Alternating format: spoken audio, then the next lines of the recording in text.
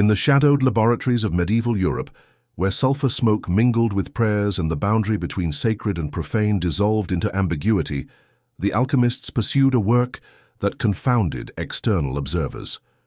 To the uninitiated eye, these practitioners appeared as deluded materialists, obsessed with transmuting lead into gold through increasingly elaborate chemical procedures.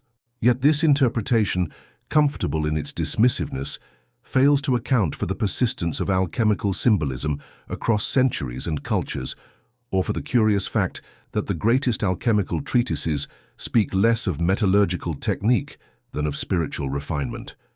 The pursuit that consumed these enigmatic figures was never simply about material wealth. The laboratory became a theater of consciousness, the crucible a container for psychological transformation. When Paracelsus declared that the art of alchemy is nothing but the art to make the impure into the pure, he articulated a principle that transcends chemistry entirely. The base metal requiring transmutation was not lead, but the unreflective human psyche itself, that amalgamation of inherited beliefs, unconscious drives, and ego defenses that most individuals mistake for their essential self. Central to this transformative process stood the concept of albedo, the whitening stage that follows the nigredo, or blackening. If nigredo represents the dissolution of the ego's constructed identity, what Carl Jung would later term the death of the psychological persona, then albedo emerges as the subsequent purification, the washing away of psychic residue to reveal something more essential beneath. This stage does not arrive triumphantly. It appears tentatively, like dawn after a particularly harrowing night, carrying both the promise of clarity and the disorientation of new sight. The historical alchemists understood albedo through the metaphor of purification by water, of repeated distillations that gradually separate the essential from the accidental. Their texts speak of whitening, of the emergence of the white stone, of silver replacing charred remains. But these material descriptions served as elaborate codes for an interior process that resists direct articulation. How does one describe the experience of consciousness, observing its own contents with newly skeptical eyes? How can language capture the moment when ingrained patterns of thought, once invisible through sheer familiarity, suddenly appear as what they are? Constructions, defenses, inherited scripts rather than unmediated truth. The significance of albedo lies precisely in this revelation of construction. After the ego's dissolution in nigredo, that terrifying recognition that the self one believed solid is merely contingent, the psyche does not simply reconstruct the old identity. Instead, it enters a liminal space of observation, a clarified state in which the mechanisms of psychological formation become visible. This is purification not in the moralistic sense of becoming good, but in the phenomenological sense of seeing clearly what was previously obscured by identification. Jung's encounter with alchemical texts arrived at a crucial juncture in the development of depth psychology. Having broken with Freud over fundamental questions of libido and the unconscious, Jung found himself navigating theoretical waters without adequate maps. The symbolic language of alchemy, which he initially approached with skepticism, gradually revealed itself as a sophisticated cartography of psychological transformation that predated modern psychology by centuries. The doctrine central to understanding albedo requires grasping Jung's conception of the psyche as a self-regulating system containing both conscious and unconscious elements. The ego, in this framework, represents merely the center of consciousness, a necessary organizing principle but not the totality of the self. Surrounding and permeating this conscious ego exists the vast terrain of the unconscious, populated by what Jung termed archetypes, universal patterns of human experience that structure perception and behavior beneath awareness. Albedo represents the stage in which consciousness, having been stripped of its habitual identifications during nigredo, begins to perceive the contents of the unconscious with unusual clarity. This clarity does not mean understanding in any final sense. Rather, it indicates a new relationship to psychic material.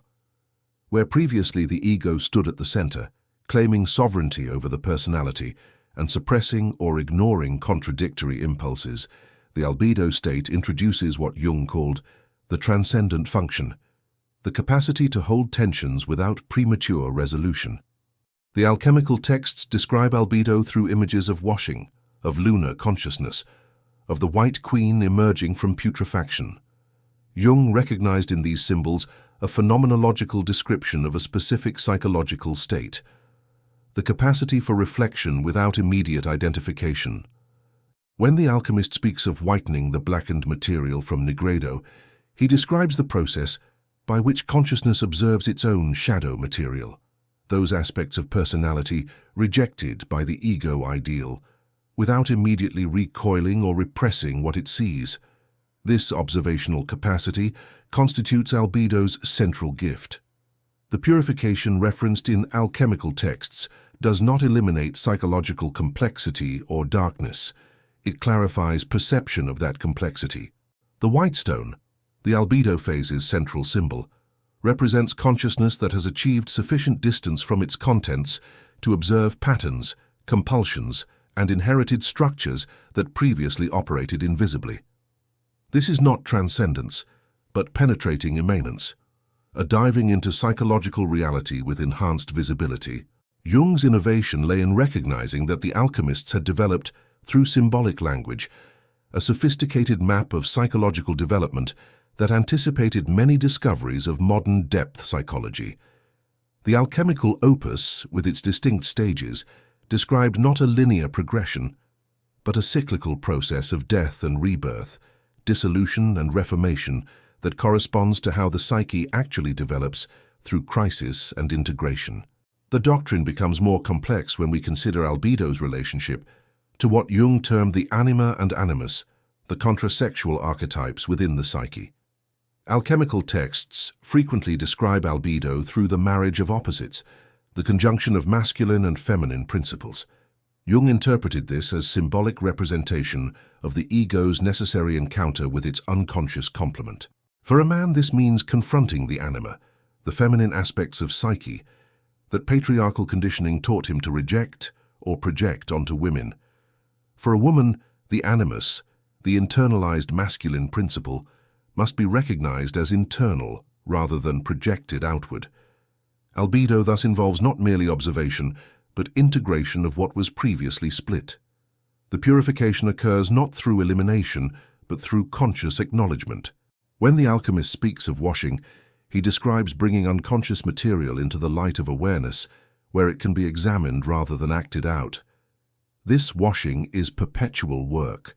Consciousness constantly generates new sediment, new blind spots, new identifications that require periodic dissolution and clarification. The lunar symbolism that pervades albedo descriptions reveals another layer of meaning. Where solar consciousness represents the ego's bright certainty and directed will, lunar consciousness reflects, literally and metaphorically. The moon has no light of its own, but reflects solar radiance, just as albedo consciousness observes the contents of the psyche without immediately identifying with them. This reflective capacity, this ability to witness psychological processes without being wholly consumed by them, marks the transition from unconscious reactivity to something approaching genuine agency. Yet the doctrine contains a necessary warning. Albedo is not the final stage. The white stone, the purified consciousness, represents an intermediate achievement, not completion. The alchemists knew this, which is why their texts continue beyond albedo to rubedo, the reddening, and ultimately to the philosopher's stone. Psychological clarity, however valuable, remains incomplete if it does not eventually reunify with life, with embodiment, with the vitality that was temporarily suspended during the work of purification. The transition from nigredo to albedo does not occur suddenly, nor does it follow a predictable timeline. The alchemical texts, with characteristic obscurity, describe various operations that facilitate this transition: ablution, separation, distillation. Each operation corresponds to specific psychological work, though the correspondence remains metaphorical rather than literal. Ablution, the washing, begins the albedo process. In psychological terms, this represents the initial efforts to examine what emerged from nigredo's dissolution.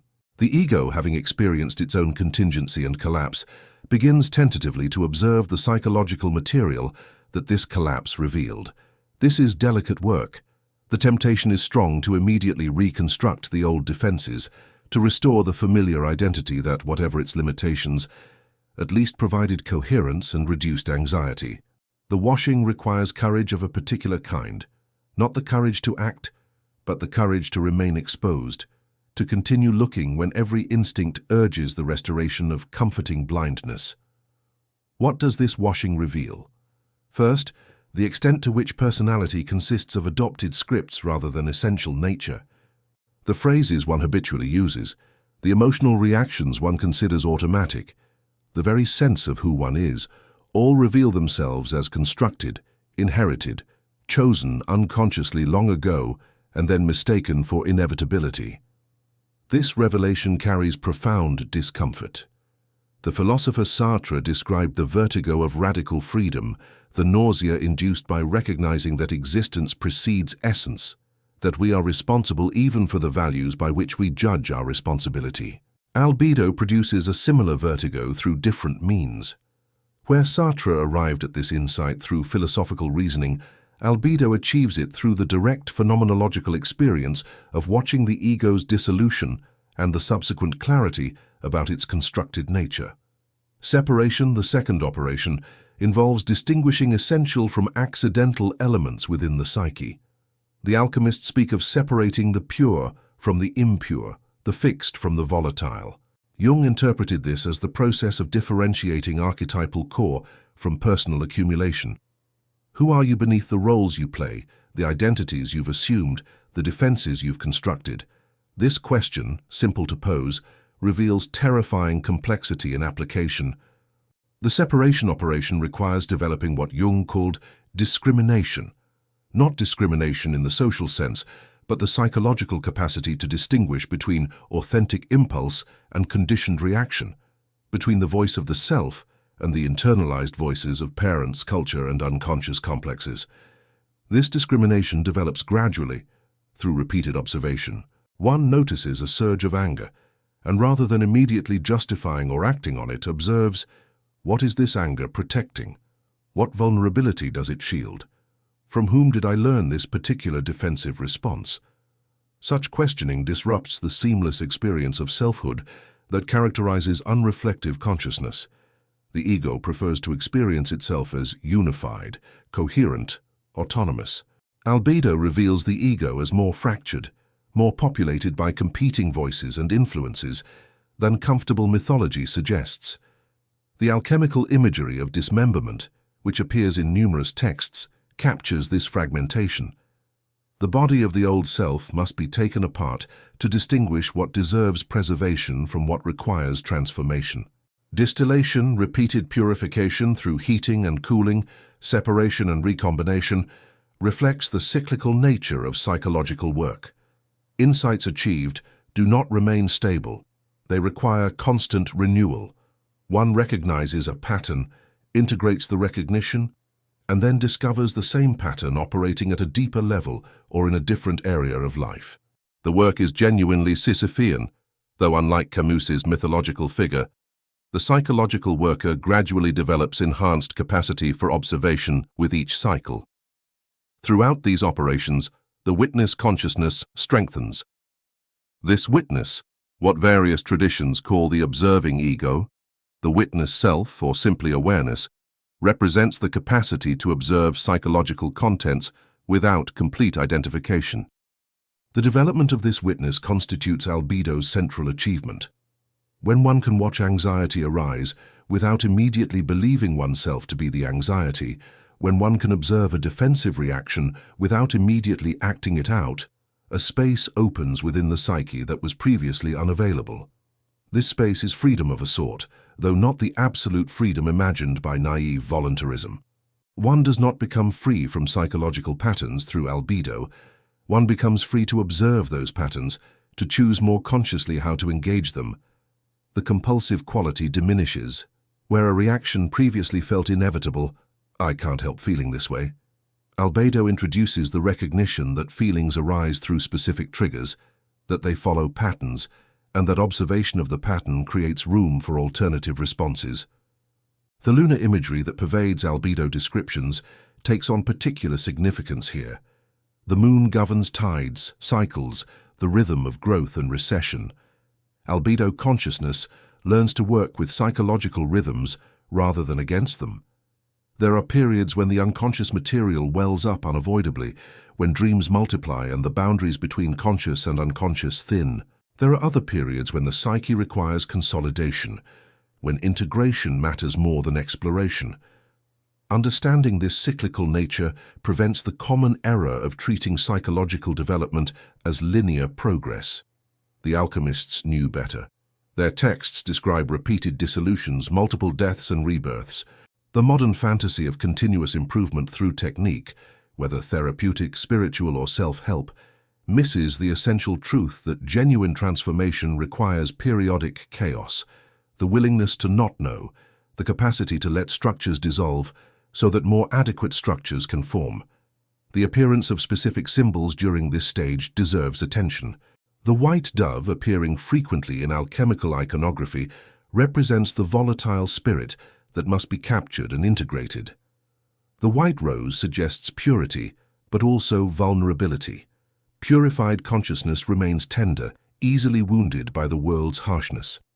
The white queen, often depicted beside her red king, symbolizes the receptive, reflective mode of consciousness that balances solar activity with lunar contemplation. Jung noticed that patients undergoing significant psychological transformation often produced remarkably similar symbolic imagery in their dreams and fantasies, imagery that corresponded closely to alchemical symbolism, despite these patients having no knowledge of alchemy. This synchronicity suggested to Jung that the alchemists had mapped genuine stages of psychological development, stages that any psyche undergoes when moving from unconscious identification to greater awareness. Yet the journey remains treacherous. The temptation of premature transcendence lurks throughout albedo. Having achieved some clarity, some distance from ego identification, one might mistake this intermediate state for final liberation. The white stone gleams attractively. Why continue the work? This is the inflation Jung warned against, the ego identifying with the achievements of the self, claiming ownership of insights that actually arose through a process beyond ego control. The safeguard against such inflation lies in continued humility before the unconscious, recognition that clarity remains partial, that shadow material continues to exist beyond the reach of present awareness. The alchemists built this humility into their doctrine through insistence on the opus as lifelong work, never truly completed. Each achievement reveals new depths requiring exploration. Each integration creates space for new material to emerge from the unconscious. The purification of albedo, however valuable, does not proceed without crisis. Indeed, the clarity that albedo provides often precipitates a particular form of existential despair that the alchemical texts acknowledge through their frequent references to the tomb, the coffin, the sealed vessel in which transformation occurs. Having seen through the ego's constructed nature, having recognized the extent to which personality consists of inherited patterns and defensive structures, consciousness faces a vertiginous question. If I am not these constructions, then what am I? This crisis differs from nigredo's dissolution. Nigredo destroys the ego's certainty through overwhelming confrontation with shadow material, with the unconscious forces that ego inflation denied. Albedo's crisis emerges from clarity itself. Having achieved sufficient distance to observe psychological patterns, one recognizes simultaneously the necessity and inadequacy of all psychological structures. The ego requires organization, requires patterns, requires some degree of stable identity to function in the world. Yet all such structures reveal themselves as constructions, as necessary fictions rather than ultimate truths. This recognition generates a particular form of philosophical vertigo. The existentialists described something similar through their analysis of authenticity and bad faith. Sartre's insight that we are condemned to be free, that existence precedes essence, captures the burden of recognizing that no identity is given, that all must be chosen and sustained through ongoing choice. Albedo produces this recognition through direct phenomenological experience rather than philosophical argument. The despair specific to albedo emerges from what might be called meta-awareness, consciousness becoming aware of its own constructive processes. This is not the naive belief that one can step entirely outside perspective, achieve some God's eye view beyond all construction. Rather, it is the recognition that even enhanced awareness remains situated, remains partial, remains vulnerable to unconscious influence. One sees more clearly, but one also sees the limits of clarity itself. The alchemical vessel, hermetically sealed, becomes metaphorically necessary at this stage. The work must continue in containment, protected from premature exposure or dissolution. Psychologically, this suggests the need for a strong therapeutic alliance or spiritual container, some relationship or practice that can hold the process when the patient cannot hold it alone. The crisis of meaning that albedo precipitates can lead to dangerous acting out if insufficiently contained. Jung observed this crisis repeatedly in his practice. Patients who achieved significant insight, who seemed to be progressing well therapeutically, would sometimes enter periods of profound meaninglessness. Having seen through their neurotic patterns, they found themselves unable to generate the enthusiasm that previously animated even their suffering. Life appeared flattened, robbed of color. This is distinct from clinical depression, though it shares certain phenomenological features. The flatness emerges specifically from enhanced awareness of construction, from seeing the strings that animate the puppet show of personality. The temptation during this crisis takes multiple forms. Some retreat into cynicism, into a defensive nihilism that protects against the vulnerability of caring about anything that awareness has revealed as contingent. Others flee into new identifications, spiritual communities that promise transcendence, ideologies that offer certainty, addictions that provide relief from reflective consciousness. Still, others attempt to destroy the progress of albedo itself, to deliberately embrace unconsciousness, to choose the comfortable lies that awareness disturbed.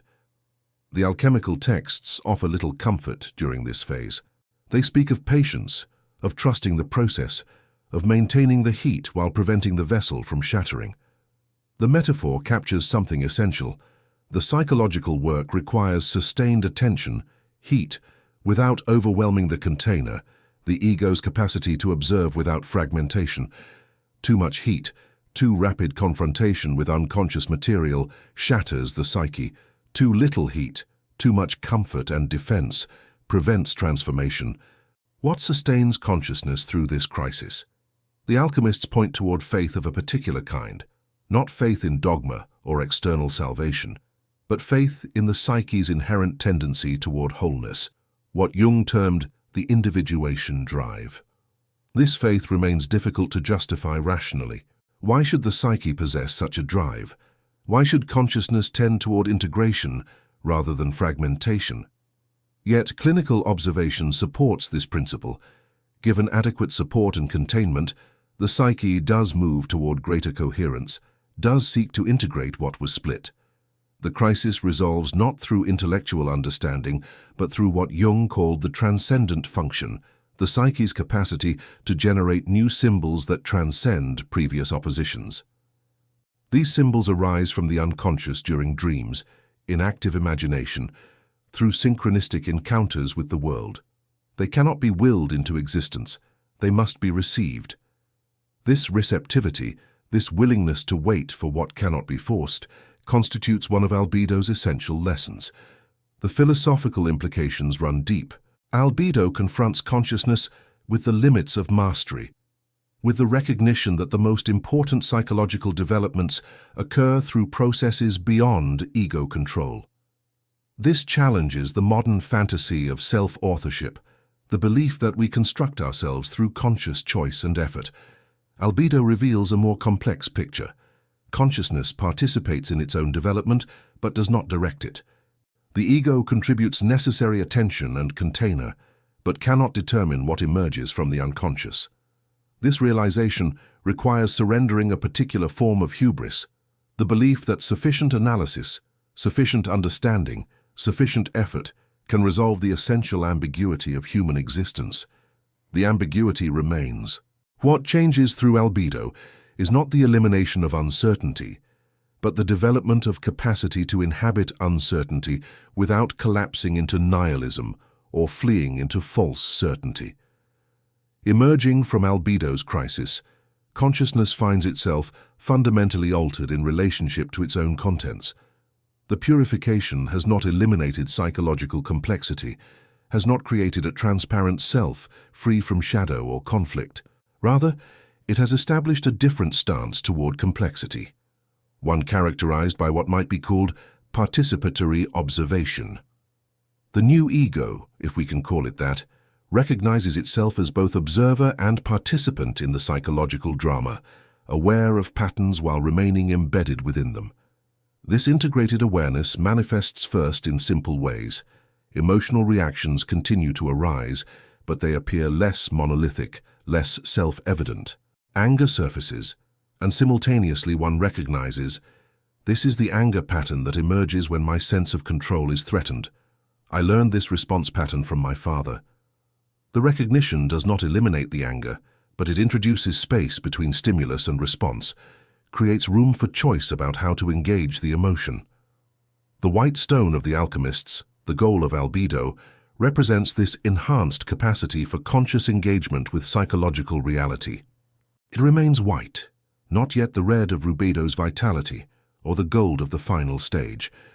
The whiteness suggests clarity, reflection, a lunar consciousness that observes without the solar ego's drive to dominate and control.